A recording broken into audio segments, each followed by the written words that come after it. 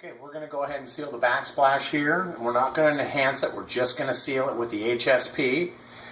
On a brand new backsplash, it's kind of important maybe to take a white scrubby to it as you're either prepping it or as you're sealing it to help get the chalkiness off. This is an existing backsplash, so there isn't any, so we're just going to cover an application.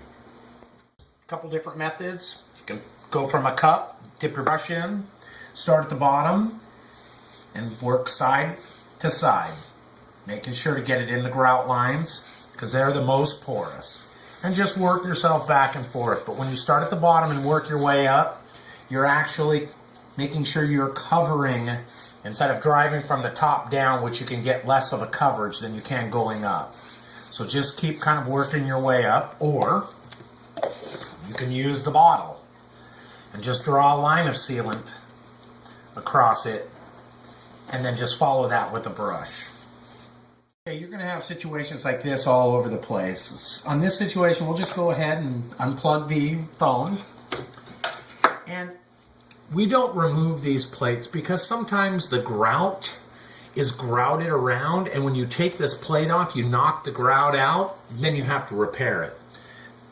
You can get your brush in close enough and even cover part of the plate with the HSP, and it's certainly not going to cause any damage. And the chance of something getting behind that are very slim to none. Then just come back and wipe off the cover.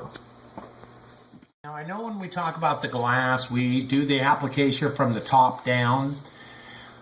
In this particular application, because the grout is so much more absorbent than the stone, using that philosophy is not proper on the stone. We have to actually load the surface up to where the point where the seal starts to run off that surface. And by doing it from the bottom up, you're able to do that a little bit easier than controlling what soaks in if you start at the top.